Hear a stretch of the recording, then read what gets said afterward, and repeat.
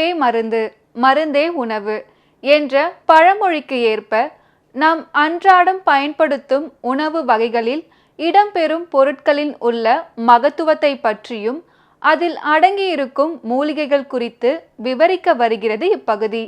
நலம் தரும் மூலிகை.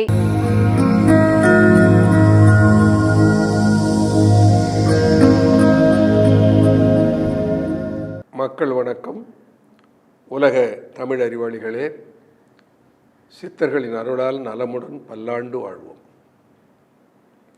மக்கள் தொலைக்காட்சியில் புத்தம்புது காலை என்கின்ற நிகழ்ச்சியிலே நீண்ட ஆயுளோடு ஆரோக்கியத்தோடு வாழ்வதற்கு சித்தர்கள் என்ன சொல்லியிருக்கிறார்கள், அதை பற்றி நாம் தொடர்ந்து பார்க்க இருக்கிறோம்.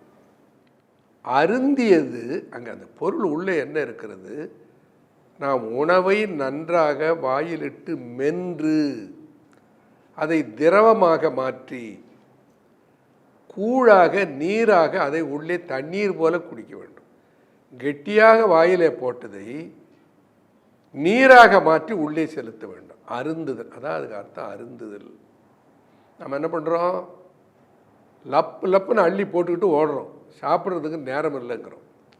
அதை விட கொடுமை, பிள்ளைகளை வளர்க்குறதே வேன் வந்துடுது, சீக்கிரம் இந்த போட்டு வாயில் துருத்து அவசர அவசரமாக அதை முழுங்க வச்சு அதை வேனில் ஏற்றி பள்ளிக்கூடத்துக்கு அனுப்புகிற பழக்கிறதே தப்பாக பழக்கிறோம்.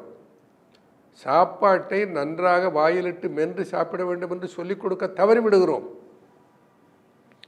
அவசர அவசரமாக சாப்பிடு வேன் வந்துடுது, சாப்பிடு பள்ளிக்கூடத்துக்கு நேரம் ஆகிடுது. இப்படியே வளர்த்து உணவை வாயிலிட்டு மென்று கூழாக்கி அருந்துகிற பழக்கத்தை இல்லாமல் செய்துவிட்டோம். அப்படி உணவை திரவமாக மாற்றி அருந்த பழகி கொண்டால் அது எப்படி அற்றது போற்றி உணின் மருந்தென வேண்டாவாம் யாக்கைக்கு. அருந்தியது அற்று, அதாவது சாப்பிட்ட உணவானது நம்ம உடலுக்குள் அசிமிலேட் ஆகிடும். அற்று போதல்னா வெறும் செரிமானமாதல் மட்டுமல்ல, அது உடலாக மாற்றமடைய வேண்டும். அருந்தியது அற்று, அது உடலுக்கு எந்த கெடுதியும் விளைவிக்காமல் உன் உடலில் சத்தாக அது மாறி உன்னோடு கலந்து விடுமையானால், அப்படி கலக்கத்தக்க உணவை போற்றி உண்ணுவாயானால் மருந்து என வேண்டாவாம் யாக்கைக்கு. மருந்து வேணான்னா என்ன அர்த்தம், நோய் இல்லைன்னு அர்த்தம். நோய் இருந்தால் தானே மருந்து வேணும்.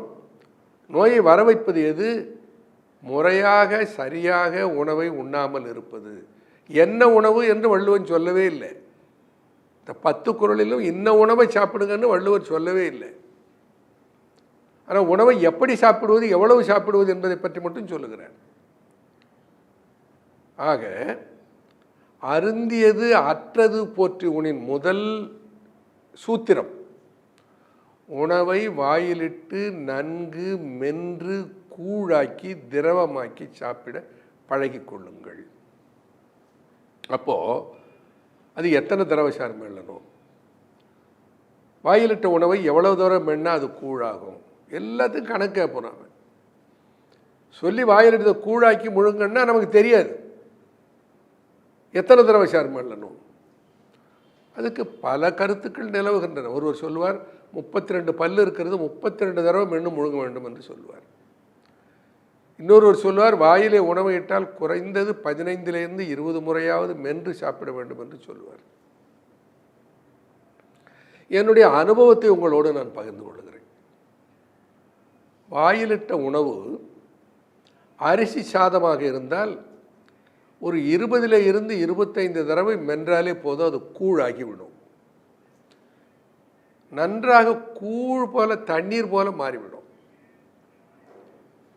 அது ஒரு கீரை இருக்கிறது, இப்போ அகத்தி கீரை இருக்குதுன்னு வச்சுக்கொள்ளுங்க, முருங்கைக்கீரை இருக்குதுன்னு வச்சுக்கோங்க. முருங்கைக்கீரை அகத்திக்கீரை 20 தடவை 30 தடவை 40 தடவை மென்னிங்கன்னா அது கூழ் ஆகவே ஆகாது.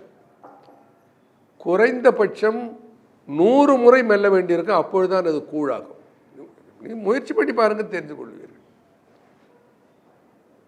சில நார்ச்சத்துடைய காய்கறிகள், இப்போ பீன்ஸ் இருக்கிறது, அவரைக்காய் இருக்கிறது. இந்த அவரைக்காயெல்லாம் குறைந்தது 70லிருந்து 90 முறை 80 முறை மென்றால்தான் அது கூழாகும். இது உண்மையா? ஆச்சரியமாக இருக்குல்ல. நீங்கள் முயற்சி ஒரு பரீட்சித்து பாருங்களேன். என்ன எவ்வளவோ பரீட்சை பண்ணுறீங்க, இதை பண்ணி பாருங்களேன்.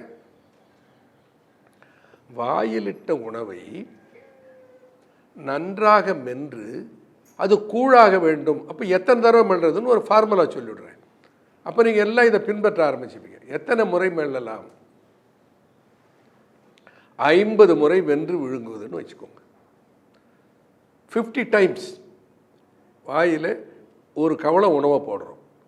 போட்ட உடனே அதை நன்றாக குழ குழ குழ என்று வாயிலிட்டு மெல்ல வேண்டும். நாம் என்ன பண்ணுறோம்? கன்வேயர் பெல்ட் மாதிரி வாயில் போட்டு தள்ளிக்கிட்டே இருக்கும். பாதி குழ குழன்னு, பாதி மென்னது, பாதி மேகாது, பாதி மென்று கூழானது, பாதி அப்படியே. இன்னும் சில பேர் சொல்லுவார்கள். இதை தொடர்ந்து பார்க்கலாம். நன்றி, வணக்கம்.